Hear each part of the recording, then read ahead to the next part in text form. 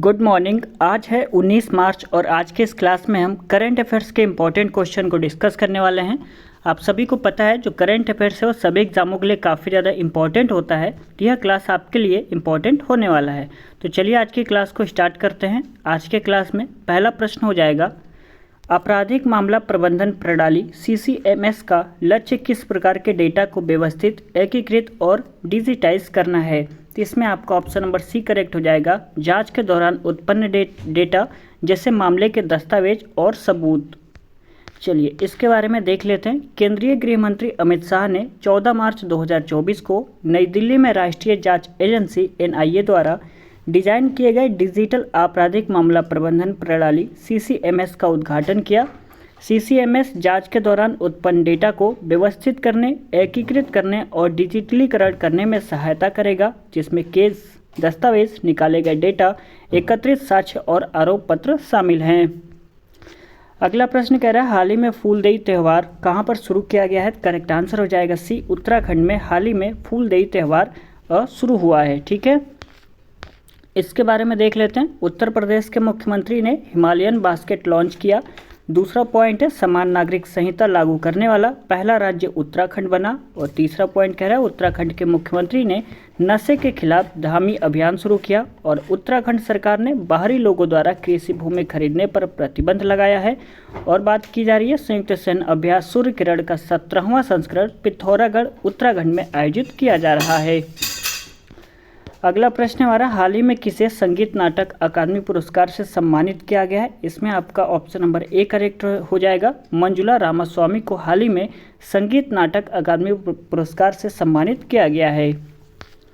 लिखा हुआ है यहाँ पे, नीदरलैंड के इरास्मस पुरस्कार 2024 से अमिताभ घोष को सम्मानित किया गया। मिस वर्ल्ड ह्यूमैनिटेरियन अवार्ड से नीता अंबानी को सम्मानित किया गया। और रिकेन यामामोटा ने 2024 प्रिज्जकर पुरस्कार आर्किटेक्चर नोबेल जीता। और भारत को खसरा और रूबेला चैंपियंस पुरस्कार मिला है। अगला प्रश्न हमारा, हाल ही में किस देश के प्रधानमंत्री भारत की आधिकारिक यात्रा पर आए हैं। तो इसमें आपका करेक्ट आंसर हो जाएगा option number B, Bhutan.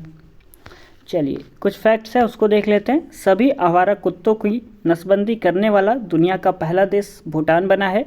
Bhutan ने अपने सभी नागरिकों के लिए स्वयं संप्रभु राष्ट्रीय डिजिटल ID की शुरुआत की।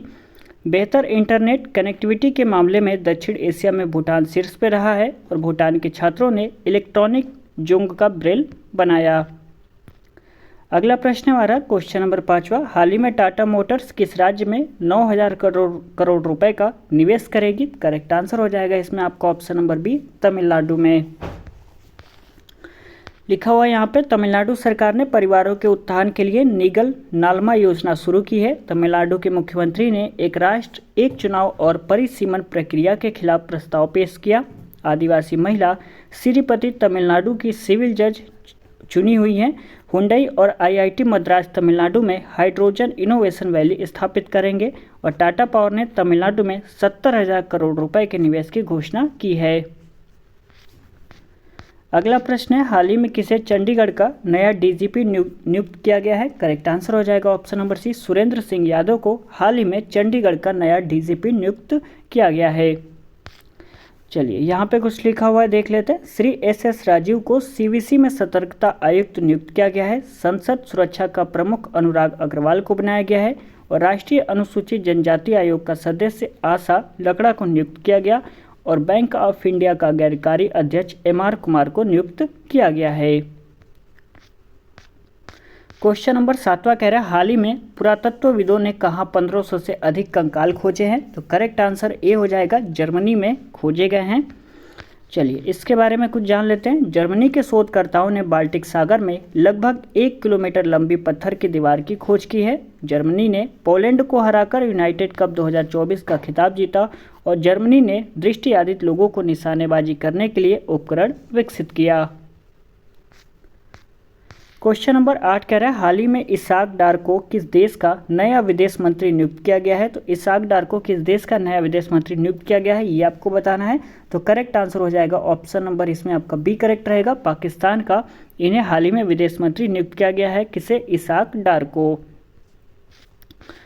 लिखा हुआ यहाँ पे, भारत और पाकिस्तान ने अपने परमाणु प्रतिवानों की सूची का आदान प्रदान किया। पाकिस्तान ने एडवांस रॉकेट सिस्टम फतेह सेकंड का सफल परीक्षण किया। पाकिस्तान ने आधिकारिक तौर पर ब्रिक्स सदस्यता के लिए आवेदन किया और पाकिस्तान के स्टार्टअप सीगार्ट ने शीर्ष जलवायु नवाचार प्रतियोगिता जीती।